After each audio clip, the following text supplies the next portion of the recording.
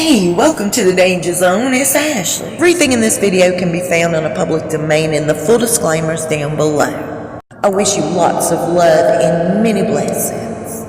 I kind of want to start off by saying this. I have a Harry and a Meghan in my family. Believe it or not, I do.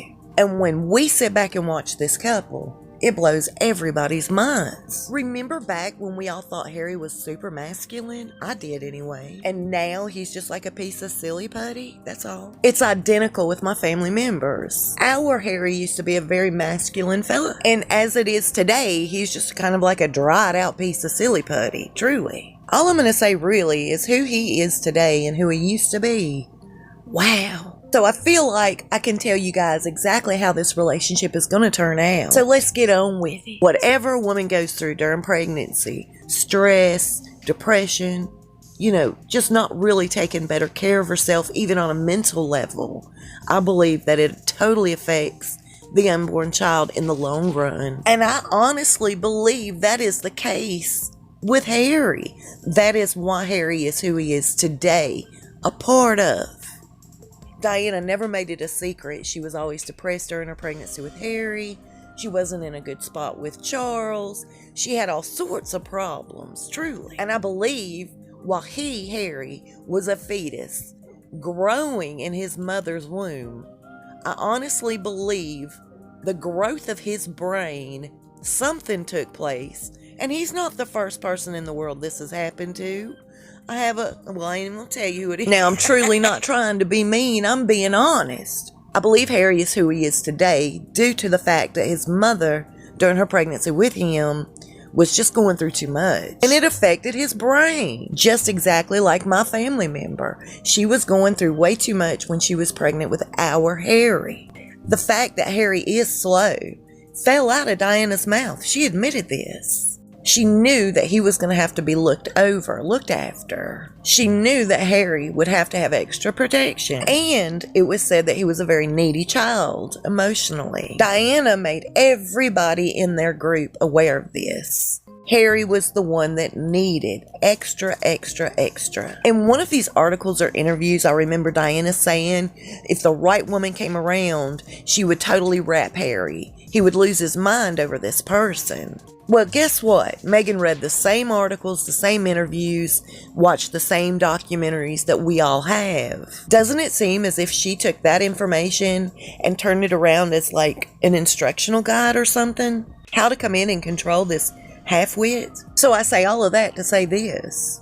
This book that they've put out, Finding Freedom, I knew the moment that Omid Scobie's name was attached to it, how this book was going to flow. Not only does this book paint Meghan out as the biggest victim in the world, as well as a puritanical saint. And for Harry, it makes him look like a spineless jellyfish. Now we know from Meghan, she's going to sign off on this book. This is everything she wanted to put out there. But where was Harry before they sent the manuscript off to the publisher? Where was he? Why did he okay this? This book for Harry severs all ties to his family. It's over. The really saddest part about all of this is his relationship with his brother, his niece, and his nephews. There is no way in this world, unless William proves to be a super forgiving man, I just can't see him and his brother ever having the bond they once had. There's no trust in Harry anymore. And this doesn't just affect William. It totally closes the door on any relationship in the future with Charlotte, Louis, or George. That's so sad. Don't you know, as a mother that crushes Diana, good thing she's not here to witness all of this. She felt it was super important that her kids remain close their entire lives. That's all she wanted. So according to the book, they're saying that Prince Harry was so mad at his snobbish brother for the way that William worded something. All William's guilty of is saying, take time with this girl. That's just the way people talk. I am one of those people. William was worried that Harry was going to be taken advantage of, be blindsided by lust. Well, hello, it's happened. We've talked about this so much in the past. Meghan has created certain scenarios in her head, fantasies, things that weren't true, and ran with them as if they're true. And it got so bad that she had convinced Harry that they were hiding the Queen from them. She was trying to rev him up to go drop in on the Queen. And remember the Christmas speech that the Queen made last year? Because she didn't include their pictures on the desk. Meghan had convinced Harry that they weren't cared about at all by the Queen, even after the Queen, during that entire speech, included in a video montage the one and only picture there is of the Queen being introduced to Archie. How's that being left out? The Queen even acknowledged Archie in that speech. She did not leave him out. Meghan and Harry are the ones that have left the royal family out of Archie's life. How can they dare put the blame on the royal family for any of that? They took Archie to meet Desmond Tutu.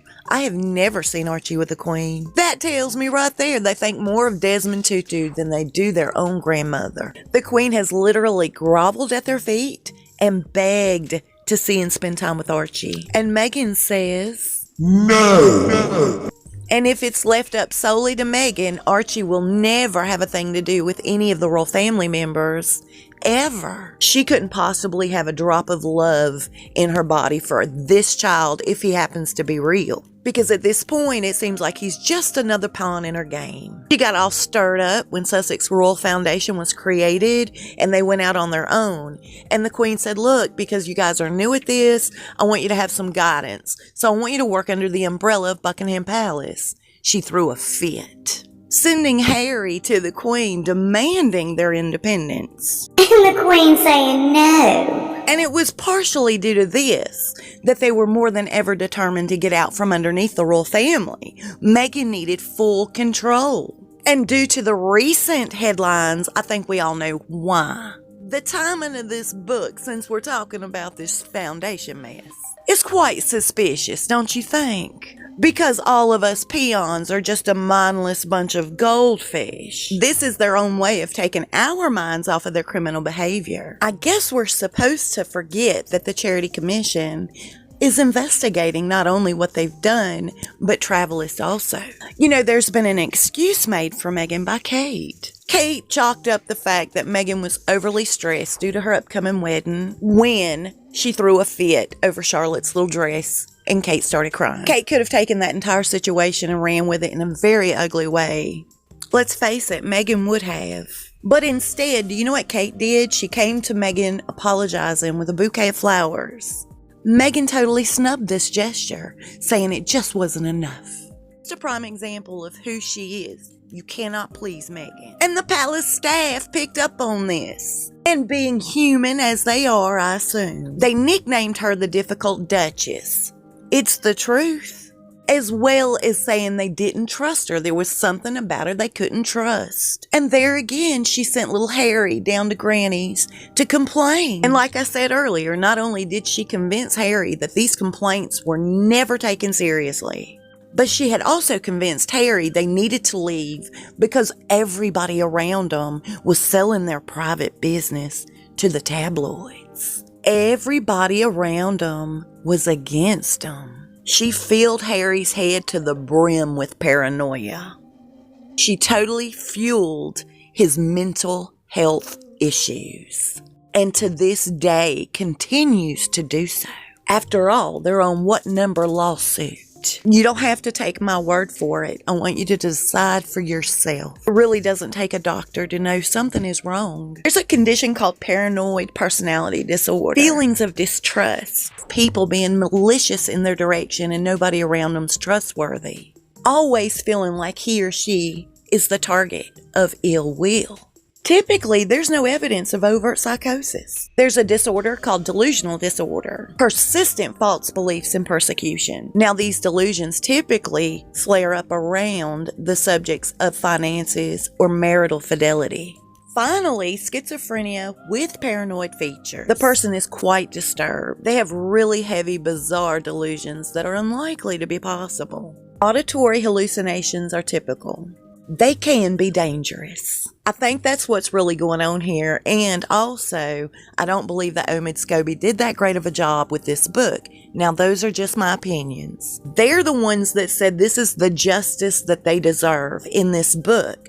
They're finally telling their side of the story. That statement in itself is really scary. If this is the way their minds are working, they most definitely need to practice what they preach regarding mental health. I really pray that they've had a proper diagnosis and that they're on some good medication. Because I'm telling you, what I'm taking from this book is not sanity. You know, you can tell an awful lot about somebody through their eyes. The eyes are the windows to the soul. I'm just going to leave it here. What do these two sets of eyes say to you? If this child is in their care for real, that bothers me. That really, really does worry me. So much more to come, y'all. I hope you're having a really good day today. I'll see you soon and we'll talk fast. Please stay safe and be blessed.